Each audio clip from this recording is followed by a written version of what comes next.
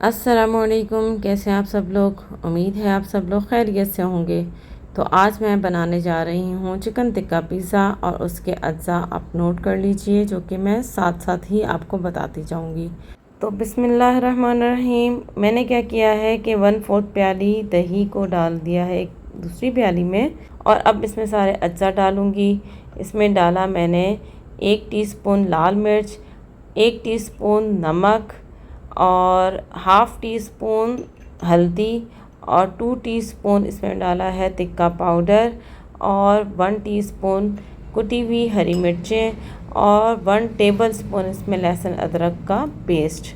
अच्छा, 2 lemon juice ये डालने हैं। उसके अलावा मैंने लिया है लिक्विड कलर, एक कतरा येलो कलर का, ऑरेंज कलर का, और एक कतरा ही मैंने रेड कलर का लिया था। आपके पास पाउडर फॉर्म में है तो आप वो भी ले सकते हैं। इन सब चीज़ों को अच्छे से मिक्स किया। 15 मिनट इसको रेस्ट देने हैं ताकि तमाम मसाले अच्छे से दही में टेस्ट अच्छा सा आ जाए, मिक्स हो जाए। तो अब इसको डालेंगे 3 पाव चिकन में। चिकन लिया है मैंने ब्रेस्ट पीस, और जनाब इसको अच्छे से करने के बाद इसको हमने रखना है तकरीबन आधे घंटे के लिए, कम से कम आधे घंटे के लिए रेस्ट देंगे। अच्छे से चिकन मैरिनेट हो जाएगा तो फिर हम इसका आगे का प्रोसेस करेंगे। चले जी, जब तक कि ये मैरिनेट होता है हम दूसरी तरफ आते हैं। मैंने लिया है 3 पाव मैदा, और उसमें 1 टेबलस्पून नमक डाल दिया है। इसके अलावा ये ईस्ट है जो कि रोज़मोर का मैंने लिया है। इसको मैंने थोड़े से पानी में और 1 टीस्पून चीनी डाल के भिगो के रख दिया था। 5 मिनट के बाद वो इस कंडीशन में आ गया। ठीक है, ये चेक करने का तरीका है कि हमारी ईस्ट ख़राब तो नहीं। तो अब मैं वो सारा पेस्ट भी डाल दूँ। अगर ये कंडीशन आ जाए तो इसका मतलब होता है ईस्ट बिल्कुल ठीक है। तो अब हम अगला प्रोसेस करते हैं। तो बड़ा खाने का चम्मच मैंने ऑयल डाला है, और 1 टीस्पून मैंने इसमें डाला है ब्रेड इम्प्रूवर, और उन सब चीज़ों को अच्छे से मिक्स कर दिया है। अच्छा, ये ब्रेड इम्प्रूवर नहीं है तो कोई इशू नहीं है। आप गुनगुने पानी से, जो नीम गर्म सा पानी होता है, उससे हम इस आटे को गूँधेंगे।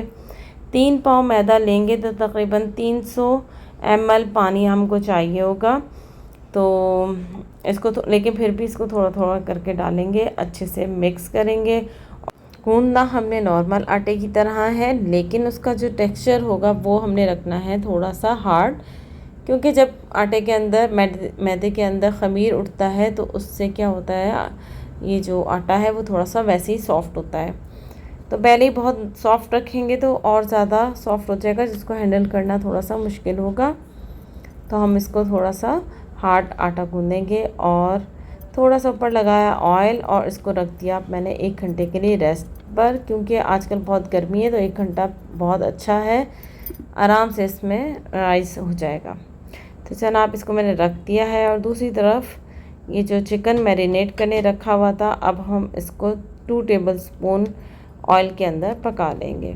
तो तेज़ आंच के ऊपर इसको पकाना है, और जल्दी जल्दी से इसका पानी खुश्क करके, और जब इसका कलर चेंज हो जाए, पानी खुश्क हो जाए, तो 3 मिनट के लिए दम पे रख दें ताकि कोई कसर ना रह जाए चिकन के अंदर। तो ये बहुत अच्छे से मैरिनेट है तो जल्दी से पक जाएगा। तो दूसरी तरफ जो आटा गूंद के रखा हुआ था वो बहुत अच्छे से राइस हो चुका है, और अब इसको बेलना है।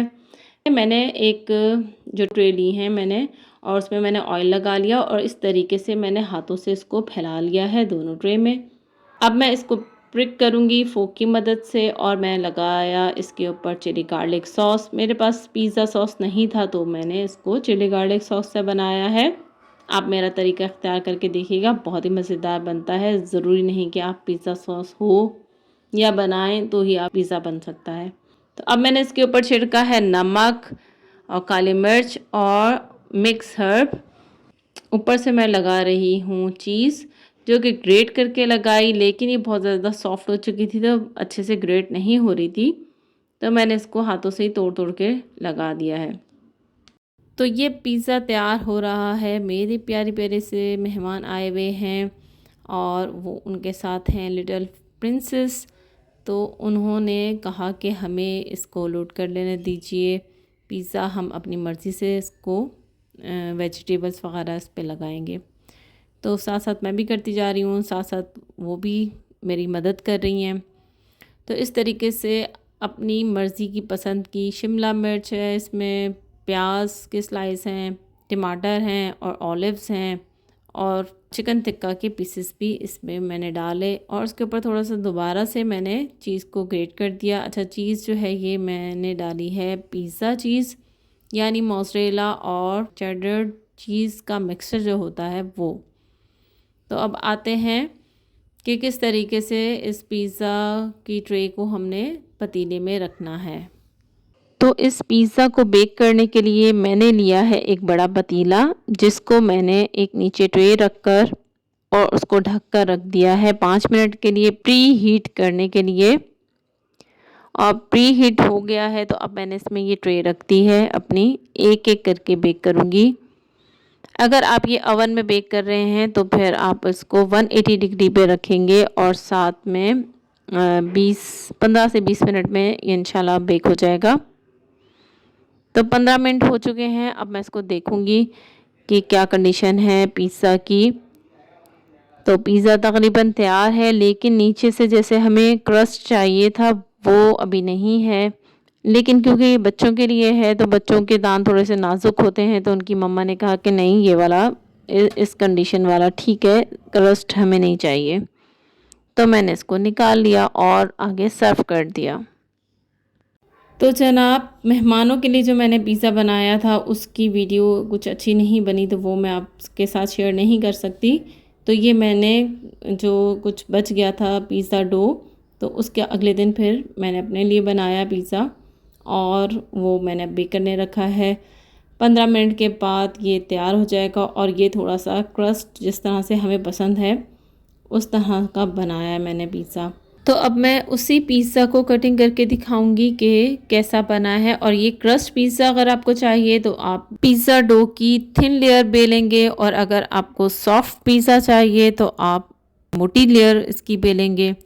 और दूसरा फ़र्क ये होगा कि क्रस्ट पिज़्ज़ा को थोड़ा सा ज़्यादा बेक करना है और जो सॉफ्ट पिज़्ज़ा है उसको आपने कम बेक करना है।